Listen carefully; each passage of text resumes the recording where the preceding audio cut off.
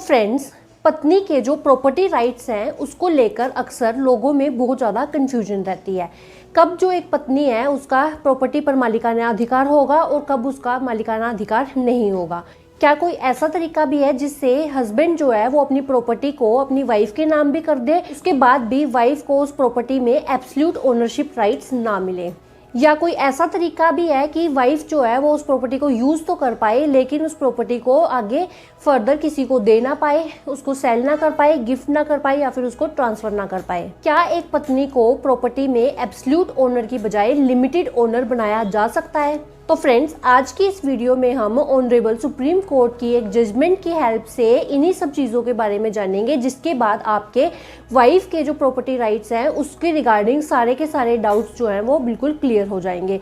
इसीलिए इस वीडियो को शुरू से एंड तक ज़रूर देखें। तो फ्रेंड्स, मैं हूं एडवोकेट ज्योति और आप देख रहे हैं हमारा चैनल लीगल स्टोर हाउस। अगर आपने हमारे चैनल को अभी तक सब्सक्राइब नहीं किया है तो प्लीज़ चैनल को सब्सक्राइब कर ले और नीचे दिए गए बेल आइकन को भी ऑन कर ले, क्योंकि लॉ से रिलेटेड ऐसी इंपॉर्टेंट इन्फॉर्मेशन हम आपके लिए लेके आते रहते हैं। तो फ्रेंड्स, बिना किसी देरी के शुरू करते हैं आज की इस वीडियो को।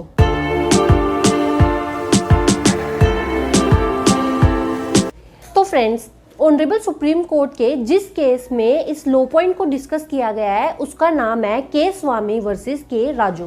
तो फ्रेंड्स, इससे पहले हम वाइफ के प्रॉपर्टी राइट्स के बारे में जाने उससे पहले हमारा इस केस को समझना बहुत ज़्यादा ज़रूरी है। तो हम सबसे पहले इस केस के फैक्ट्स के बारे में जान लेते हैं कि इस केस में क्या हुआ था।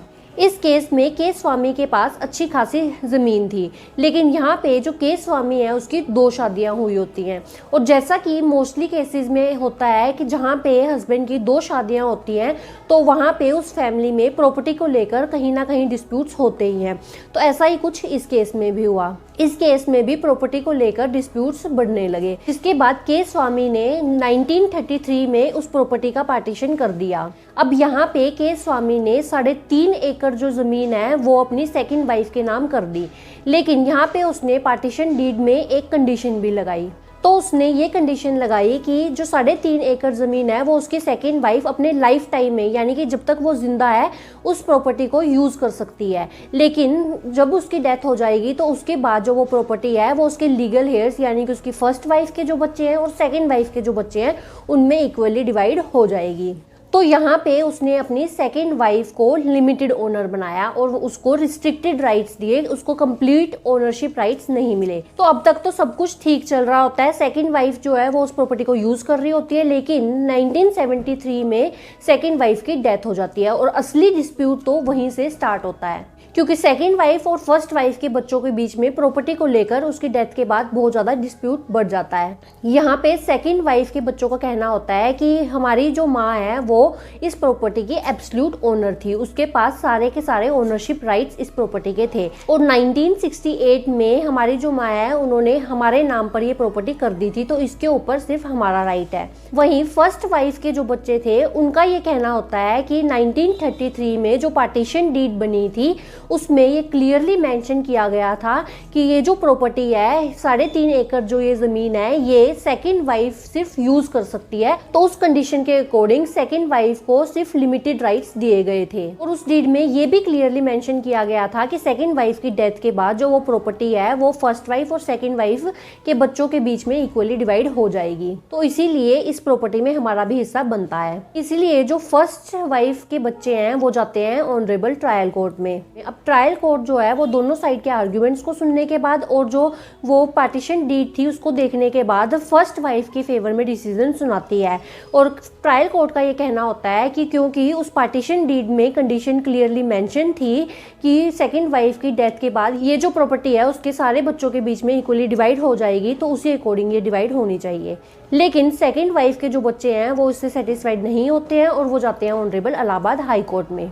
लेकिन ऑनरेबल इलाहाबाद हाई कोर्ट जो है वो भी ट्रायल कोर्ट के डिसीजन से सेटिस्फाइड होती है और वो भी फर्स्ट वाइफ के फेवर में डिसीजन सुनाती है। लेकिन इसके बाद भी जो सेकंड वाइफ के बच्चे हैं वो हार नहीं मानते हैं और वो इस कोर्ट के डिसीजन से सेटिस्फाइड नहीं होते हैं और वो जाते हैं ऑनरेबल सुप्रीम कोर्ट में। अब ऑनरेबल सुप्रीम कोर्ट में सेकंड वाइफ के बच्चों का कहना होता है कि हिंदू मैरिज एक्ट के अकॉर्डिंग एक पत्नी को अगर प्रॉपर्टी मिल गई है तो वो उसकी एब्सोल्यूट ओनर हो जाती है। इसके बाद पत्नी के पास उस प्रॉपर्टी के सारे राइट्स आ जाते हैं। अब पत्नी जो है वो क्योंकि उस प्रॉपर्टी की एब्सोल्यूट ओनर है तो वो उस प्रॉपर्टी के साथ कुछ भी कर सकती है। वो चाहे तो उस प्रॉपर्टी को ट्रांसफर कर सकती है, सेल डीड कर सकती है, गिफ्ट कर सकती है या फिर उस प्रॉपर्टी की विल कर सकती है। तो इस केस में हमारी माँ ने उस प्रॉपर्टी की विल हमारे नाम पे की थी तो वो जो प्रॉपर्टी है वो हमको ही मिलनी चाहिए। लेकिन फर्स्ट वाइफ के बच्चे वही कहते हैं कि पार्टीशन डीड में क्लियरली कंडीशन मेंशन थी।